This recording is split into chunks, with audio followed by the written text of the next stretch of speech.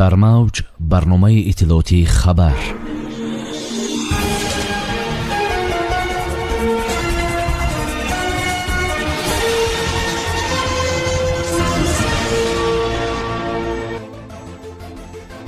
навгониҳои соҳаи ҳарбӣ дар Тоҷикистон.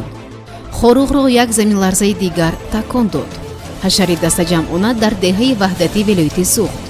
кумитаи тафтишотии Русия суруди манежа барои Евровидениеро санҷид. ягон қонуншиканӣ нест. даргузашти президенти Танзания. бо шарҳи ин ва дигар хабарҳо бо шумо ҳастам Мюниса Атамоева. салом. дар Тоҷикистон ба соҳаи ҳарбӣ низ тағйиру иловаҳо ворид гардид. агар қаблан донишҷӯёне ки дар кафедраҳои ҳарбӣ донишгоҳҳо мехонданд аз хизмати ҳарбӣ озод буданд, аммо тибқи тағйироти нав ҳоло онҳо низ маҷбуранд то 1 сол дар сафи қувваҳои мусаллаҳ хизмат кунанд. илова бар ин, Тоҷикистон ба мисли Қазоқистону Ӯзбекистон ва Қирғизистон хизмати пулакиро ҷорӣ кард, аммо то кунун маблағи он дақиқ нест. тибқи лоиҳаи қонуни нав ки аллакай вакилон онро тасдиқ карданду президент имзо гузоштанд, ба чанд гурӯҳ бо сабабҳои вижа ҳуқуқи ба таъхир андохтани хизмати ҳарбӣ ва ё озод шудан аз он дода шуд. чунончи шаҳрвандоне ки бинобар вазъи саломатӣ ғайри қобили хизмати ҳарбӣ дониста шуданд, шаҳрвандоне ки пайвандони онҳо ҳангоми адои хизмати ҳарбӣ вафот карданд ё маъюби гурӯҳҳои якум ва дуюм гардиданд, онҳое ки дар оила писари ё писархонди ягона мебошанд, инчунин шахсони дорои унвони номзади илм, доктори фалсафа, доктор аз рӯи ихтисос, доктори илм ва доктори ҳабилитат мебошанд, ҳуқуқ доранд аз даъват ба хизмати ҳарбӣ озод мебошанд. инчунин даъватшавандае ки модараш ба ғайр аз ӯ боз 2 фарзанди ноболиғро танҳо тарбия менамояд, вакилони маҷлиси маҳаллӣ, вакилони халқ, донишҷӯёне ки бори аввал дар шӯъбаҳои рӯзонаи муассисаҳои таълимии таҳсилоти олии касбӣ аз рӯи дараҷаи бакалавр ё мутахассис таҳсил доранд, метавонанд хизмати ҳарбиро ба таъхир андозанд.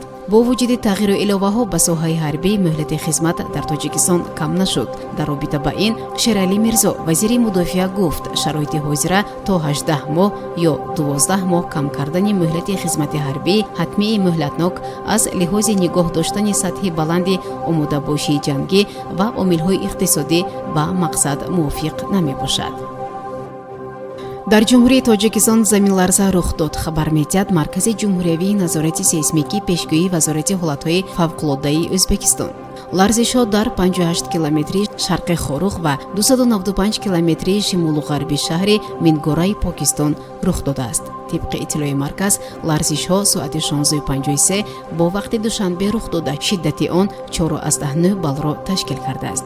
ларзиш дар чуқури 200 километр ба вуҷуд омадааст. ҳамзамон масофа аз маркази зилзила то Тошканд дар самти ҷанубу шарқ тақрибан 496 километр гуфта мешавад. кумитаи ҳолатҳои фавқулода ва мудофиаи граждании Тоҷикистон дар ин бора ҳоло шарҳе надодааст. дар бораи талафот ва харобӣ низ гузорише нарасидааст.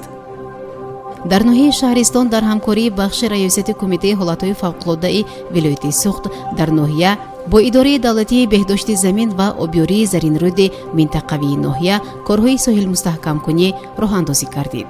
ҳашари дастаҷамъона дар қармасҳои деҳаи ваҳдати ҷамоати деҳоти Шаҳристон бо ҷалби сокинони маҳал ва бо истифодаи 2 адад техникаҳои муҳандисии идораи давлатии беҳдошти замин ва обёрии ноҳия гузаронида шуд.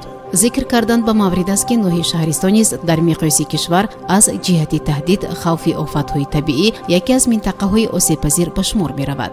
ҳамасола аз ҳисоби бориши пайдарпайи барфу борон омадани сел ба қайд гирифта мешавад. барои коҳиши хавфи офатҳои табиӣ аз ҷониби ҳукумати кишвар, мақомоти вилояти Суғд ва ноҳияи Шаҳристон, шӯъбаи раёсат дар ноҳия, идораву ташкилотҳо, сокинони маҳал чораҳои пешгирикунанда ба роҳ монда шуда, ситоди амалкунанда таъсис дода шуда, корҳои пешгирикунанда ба монанди соҳилбандӣ, тоза кардани селроҳаҳо аз партову сангу шағал дар байни аҳолии ноҳия гузаронида мешаванд.